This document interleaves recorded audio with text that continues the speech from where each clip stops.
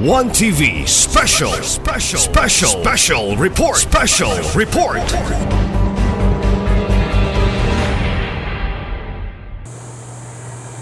This present decision now nga atong gipropose nga ang per 100,000 10% and 40,000 amount is 1.5%. That's like kita. Edugay lagi parent sa 18 pa. Kita wala.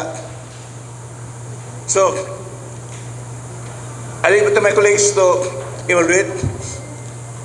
Kung sa comments, observations, is really important. We have to act on this ordinance this year. Okay. Filing level sa basically January. Kung ma-approve yung ordinance, within 15 days, publication pa. Sa newspaper. So, we have already conducted public hearing. Kumana, last December 11, and we need to deliberate this second reading. So we'll deliberate now. Okay, next week, I intend to include this in our agenda for third reading. So may I hear from colleagues about this ordinance, Honorable Chair? Okay. Any manifestation from this August body regarding the presentation of Honorable Majority Floor? Yes, Honorable Minority Floor Leader. Go ahead. Thank you very much, Madam Chair. Duara. Since we don't have still the minutes of the committee done regarding the public hearing on the very controversial number 2 on the amending the tax on retailers. I think this is the most important matters that was discussed during the said deliberations. And first, when I tried to read the position paper of the chamber, Madam Chair, I did realize that it was indeed very burdensome on their part, because we had an increase. If the proposed rate will be approved, we will have an increase of 200%, 198%, some are 300%. I think the most is 437, 400, yeah.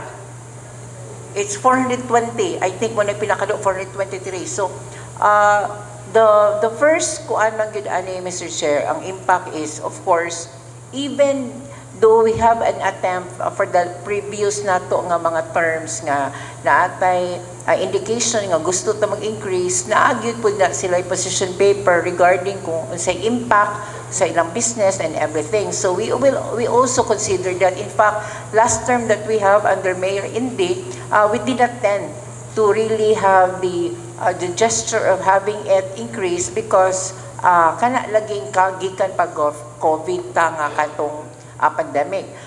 Way back 2013, mao nga si retailer wala gyud nato hilabti mo na katong pag-propose sa 2019, madugo kay to, wag gyud nato hilabti, because we believe nga daghan jud kay maapektahan ato. So we are very considerate regarding that. Now, I also listen to the kanang mga businessman nato karon, kung unsa lang gusto is that although necessary gyud si increase, in fact nangita ganing sila sa katong letter gyud ni Department of Finance nga tinuod ba gyud nga kanang we really need to increase. Maybe they're reluctant siguro, dili pa sila kampante nga kinahanglan gyud ta nga mo increase na gyud kay retrogressive ang atong increase, di man progressive. So warag nangita sila sa atong sa Department of Finance nga memo nga unsa man na Ozamiz nga nung pa man mo nag-increase. Isa po na sa nagipangayo, maybe our LG can provide that to them. Ang ato apod, Madam Chair, is that dugay ng panahon nga kinahanglan na kita mag-increase. Kay 2013 pagod, wag gyud nato ilapti si retailer.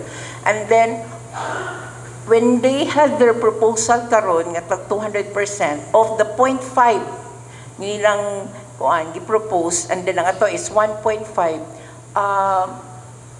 They suggested nga it could be possible nga to defer lang this proposed increase and allow further consultation with the business community before the passage or amendment of the revenue code, which for me, we are of a timeline na kinahanglan na ginato na i-discuss karon. So I don't think to defer the set or increase is kanabit ng necessary. Pwede siguro na nato ipadayon, but I recommend nga can we meet them halfway, like if they propose for a 0.5% and then we have the 1.5 increase as proposal, why not meet halfway, Madam Chair? Why not make it 0.75 or 1% just to listen to them and part of our bargaining agreement with the business sector, so that at least we could address sa ilahang mga mulo o mga recommendation. Thank you very much. Thank you, Honorable Suiso, of your manifestation. Any reaction regarding that sentiments of the business sector? Yun na ba tayo mga reaction ni Yes, Honorable Cypress? Thank you, Madam Chair. Madam Chair, I concur with the manifestation of Honorable Dinky Suiso. Kay based on this, Madam Chair, like parihaaning 3 million, the existing rate is 1.1, and for 3 million, the proposed rate for 400,000 is 3%. So, Madam Chair, murag dako kaayog lukso. Although, Madam Chair, na since dugay na kaayog yutang wala nag-increase, but since kung abrupt bitaw, dako kaayo ang more than 100% ang increase, medyo sakit gyud kaayo pod sa ato ang negosyante. So ato lang ang request, kung ang request nila, Madam Chair, na dili lang sa mag-increase, murag mandated man pod ang LGU to have an increase every 3 years man gani, pero siguro, Madam Chair, staggered lang, hinay-hinay lang tingali, Madam Chair, og increase, pero dili lang pod ingon ani kadako. So for me, ang akong recommendation, Madam Chair, is win-win solution, sabutan analyze ug ayo, and then sabutan, Madam Chair, mao na siya meet halfway, Madam Chair, para aron happy all. That's all, Madam Chair. Thank you. Any comment? Yes, reaction from Honorable Duhay Longson. Thank you, Madam Chair. In my personal view, Madam Chair, during the public hearing last December 11, we hear among nadungog ang sentimento pod sa mga business sectors that time.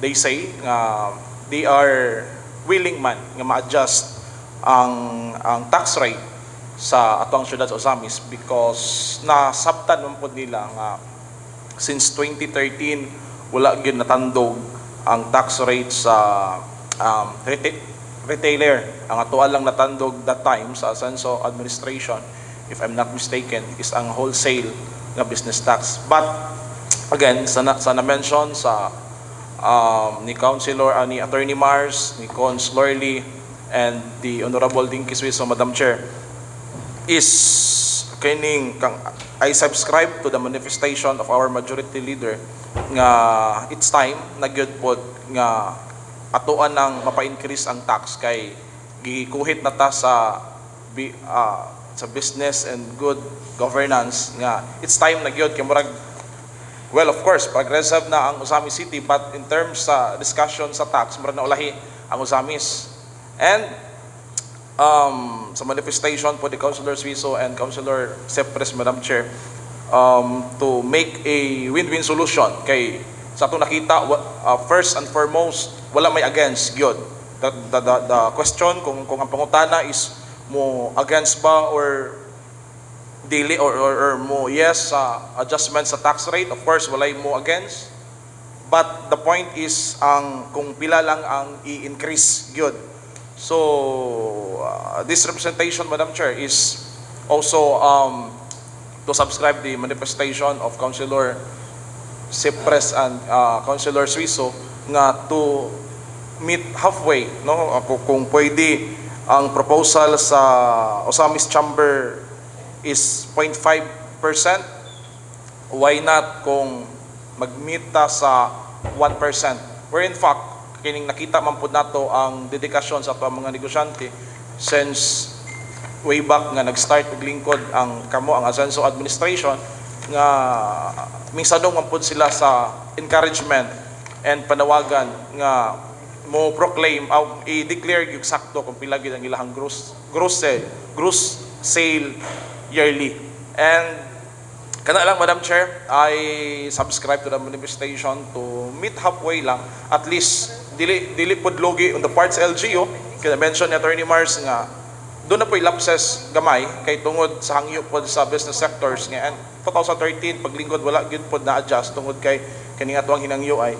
So dili na pod siguro logi ang sa business side for how many years wala man natandog. So it's time siguro to meet nga mag sa 1%, Madam Chair. Where in fact ako gani pong gi kwinta-kwinta na daan kung sa 1% instead of 48,000 kaning sa 10 million nga gross sale nila, ang existing rate na to karon is 19 sa 0.275% is 19,250.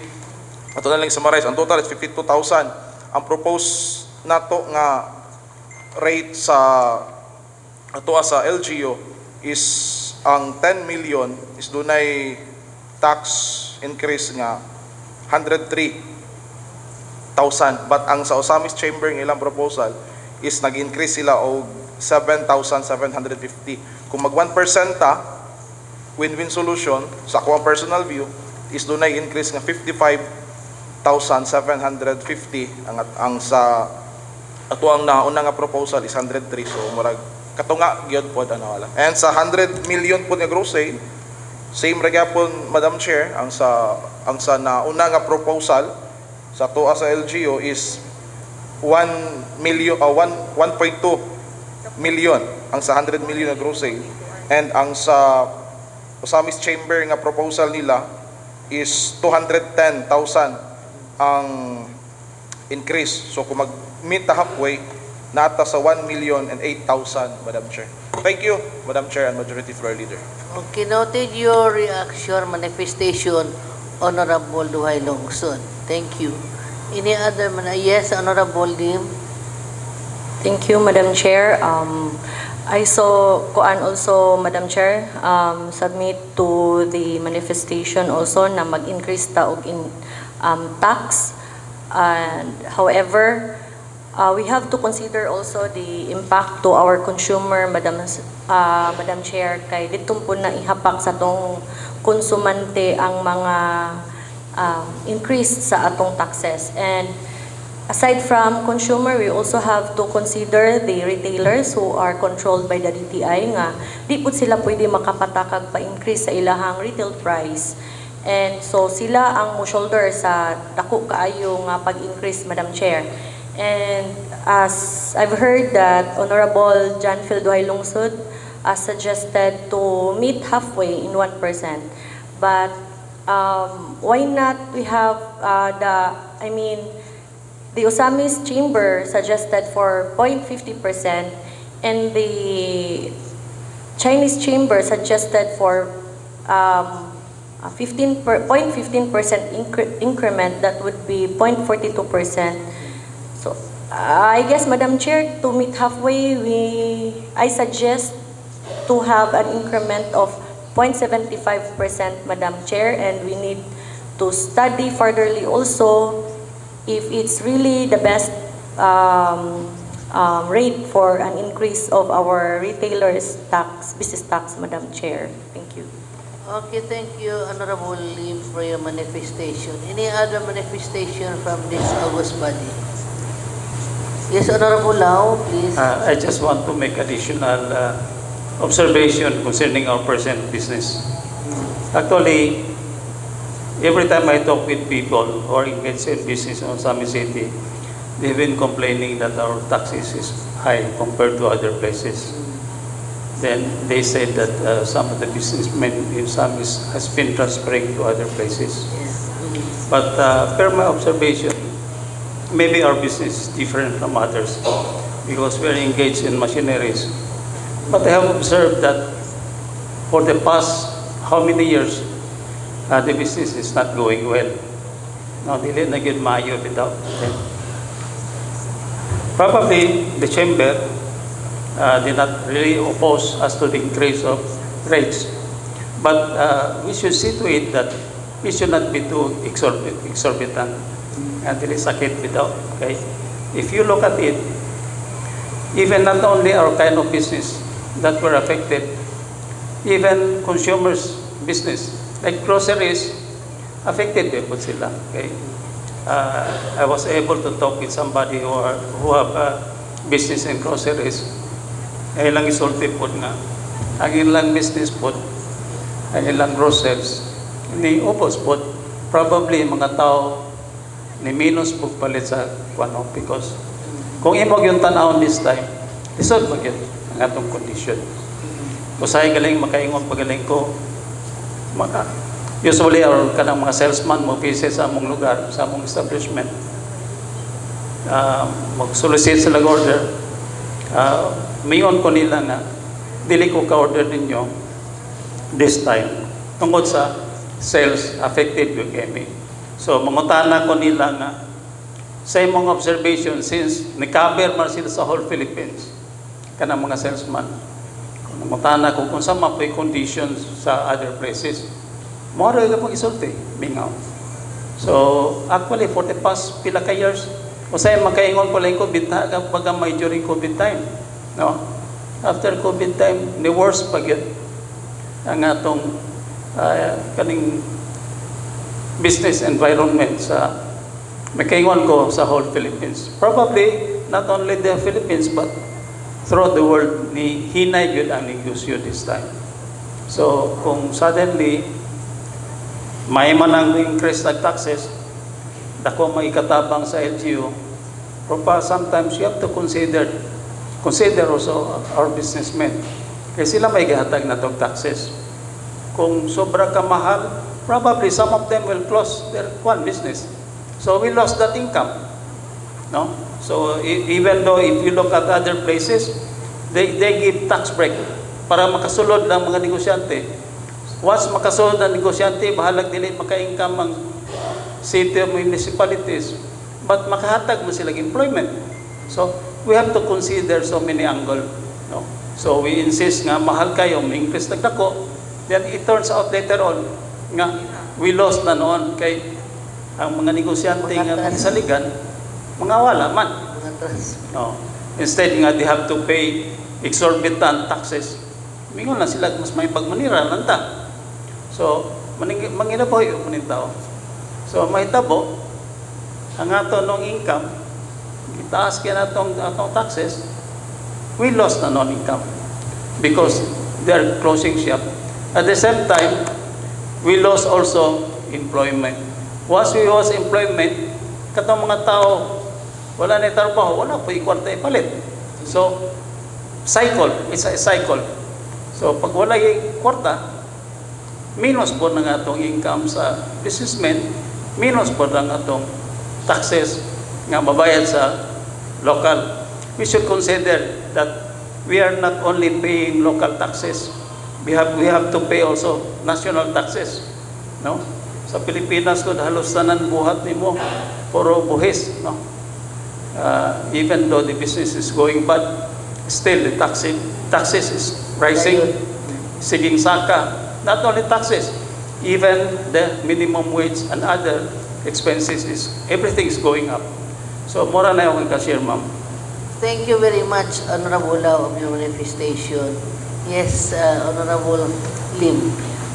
Madam Chair, naasad po pwede kaligan sa kaning pag-compute sa rate sa ato ang proposed tax rate nga 1.50% kay naapoy diri sa position papers sa ato ang business chamber sa Chinese nga naka-state Section 191 Local Government Code. We respectfully seek clarification and guidance from the Honorable City Council regarding Section 191 of the Local Government Code, which provides that tax adjustments shall not exceed 10% of the rates fixed under this code, while the maximum rate prescribed by law is 1.50%. The allowable adjustment is commonly interpreted as 10% of the existing rate. So, an increase from approximately 0.275% directly to 1.50% raises serious concerns regarding consistency with the intent of this provision and may expose the ordinance to potential legal challenges. So, may I ask our attorney, Honorable Marcelian Tapayan, to expound and discuss about this matter since mo contradict manggod siya sa ato ang gi-propose nga rate o sa ato ang local government code nga section 191. The Honorable Kapayan, please. I honestly am not familiar with this provision of law. I'm not used to study this in a practice law. Perhaps we can study this further because this is a very serious concern, because this is a restraint on our ability to increase.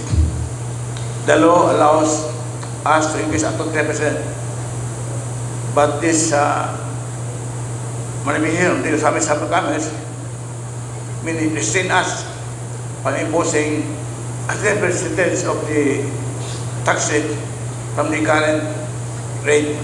So we need to refer this to the legal officers for study on it. And if I may, I was able to talk to several businessmen, my Patinal brothers in the Presidente, and they really told me that the statement of Honorable Lau na hinay negosyo, they confirm it. Nga karon hinay yun ang negosyo. I could only surmise nga napintahan yun tingali ang atong probinsya at nagbayan sa grabe nga corruption sa taas, sa flood control projects, unang nausap ang atong ekonomiya kunalan dahil epekto. Kaya mga investors, para ma-invest, itong expand, hindi na ma-expand. Kaya they have doubts on the governance sa atong nation. Although, Ozamiz, I can definitely say nga, walay doubt ang investment sa good governance sa Asinso Ozamiz. They fully trusted our LGO Ozamiz. The investment I talked to told me nga anang sa kanang support sa LGO Ozamiz. Ang ilan lang exhibitions nga di lang kalagdagdako ang ilang meron nun. Mula ngayon sa kung pwede may staggered payment o madipir gamay nga dili dako din so lang meron ngayon. Muna ko mangyari. What ang mag-revise since 13? If we were able to revise every 5 years, manamon ta ang atong increase. Padego atong revision sa atong property tax, APT, atong bang dito. Nabaguan man sila kay kalit mangod. Every 3 years, bro, wala tayong revise since 13. So, 3 revisions, wala tayong revise. So, pag-revise, wala sila, kaya dako mo ginang palit sa yuta, may masiyan. Di sila dako man, imahal ang yuta. So, di sila, kundi, it just follow the trend of the selling price of the last Ozamiz. Ang revision sa to, mag-agad sa palit sa mga katawan sa atong siyudad. So, same is true with this tax. Had we revised it every 5 years, dili makalita ang taas ng disante. kalitan ron kay kalitman, dako. Gani kung anong analyson, atong revise, pupusa ito, pariro na sa pupusa sa kita, ilang gihimo, susan 18 pa.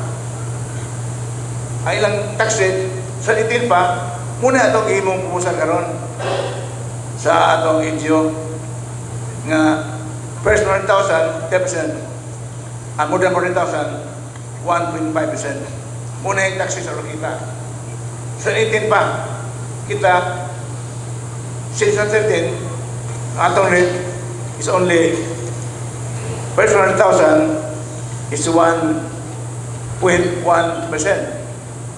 Ang more than 40,000 is only 0.25%. Bubo kayo.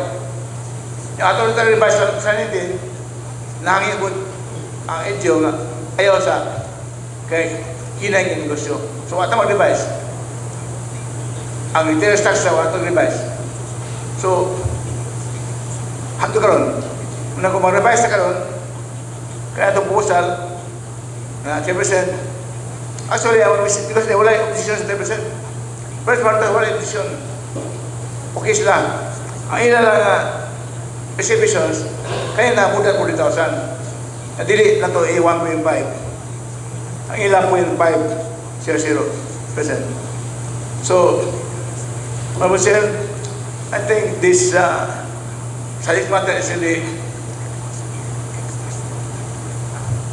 twofold. Daghan kayong ang tumantayan. It requires the members of the municipality to have a balancing act. We want to increase our income as a LGO, kailangan din at may mong Quezon City. But the businessmen gusto support, pero di po sila gusto nga, kalit kayo nga, ako lang meron.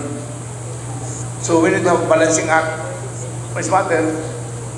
But I also would like to take exception sa statement sa Usay Pilipino sa Commerce na ingon sila given the city is already meeting its production targets and limited funding social services, we simply submit that such adjustment is not yet warranted.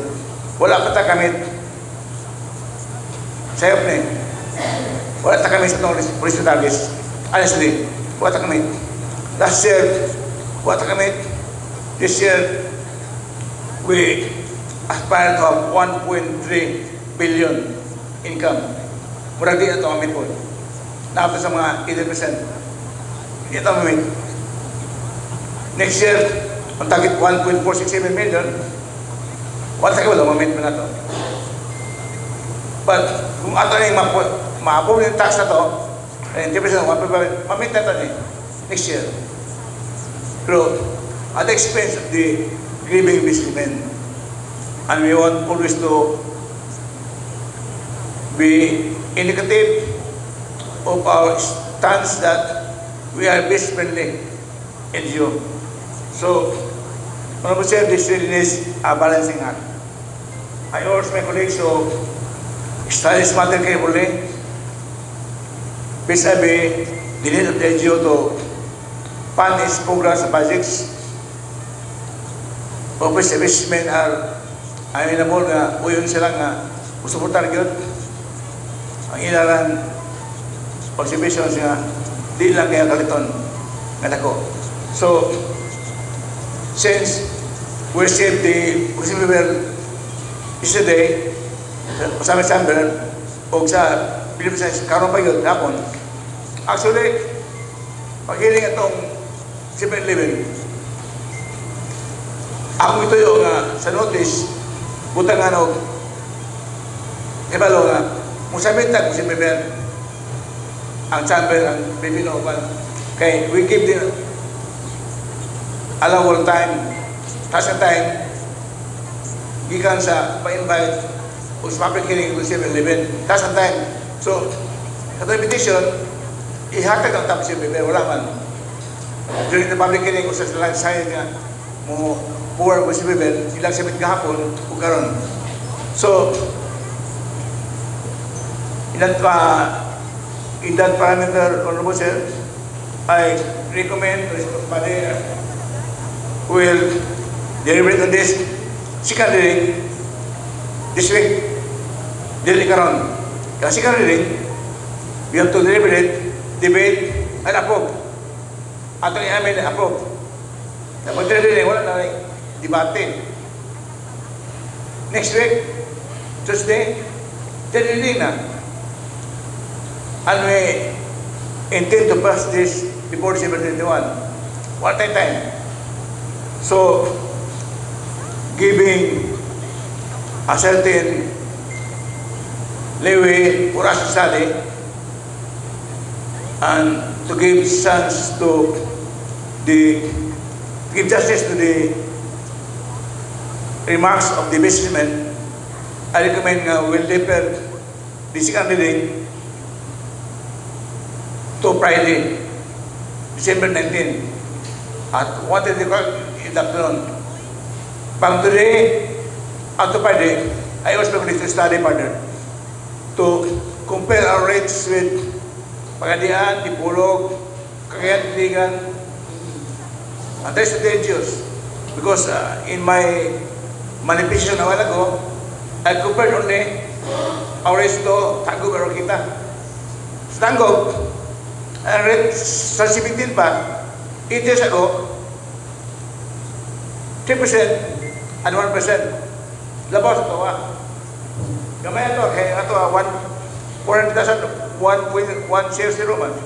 O muna 40,000, ito 0.275%. So, kupusin kayo ito Ang Tagub, 1% daan sa 17 pa. Ako nakita, 10%, 1.5% pa ito 18 pa. Saan itin? 7 years ago. So, naulahi kita. Naulahi. So, I was my colleagues to study this matter and to seek further enlightenment by studying other religions of seemingly similar institutions as Sun City para malamdagan taon sa atong mahal. Because while we want to increase our income, we also want to help our businessmen. Okay, businessmen are our partners, to partners sa atong kalambuan. Karoon sa sabutan nato, Professor. So, I recommend that we'll have this on second reading. We have one agenda on Friday. This ordinance on the retailers' tax rate. Tibang-tibangan ito ang atong rate karon ang rate itong ipropose o ang rate na ipropose sa businessmen.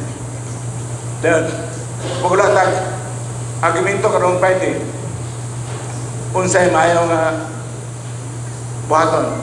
Okay. Tabang nato ni analyze. Ato nag-igo kayo. Because I know that we have common aspiration to help the LGO and to help businessmen. So, that's my information on sir to hear this on second reading this Friday. And on Tuesday, December 23, we'll have this on third reading from sir. Okay. Thank you, Honorable Majority Floor Leader, for your manifestation. Very good. We have at least we have a very good discussion this afternoon. And I agree, I subscribe to the recommendation of our Honorable Majority Floor Leader that we should have committee hearing on December 19 on this particular concern. This is one most serious topic that we have to consider because this is the bread, of our existence. Kaning ato ang kaning ato ang panalapi, our concern kita. And I think I am but very thankful to your manifestation that everybody shows a concern regarding this particular issue, and that we have agreed that we have to conduct committee hearing on December 19 at the same time. 130. Special session, special session. Special session. Oh, I think that is on the matter of the retailer's tax, the rates. Tomorrow we'll have a special session also sa atong budget. SB number 7 tomorrow. And 18, we'll have public hearing again on the third ordinance or itong ordinance sa mga mobile vendors, mga ambulance vendors. 18,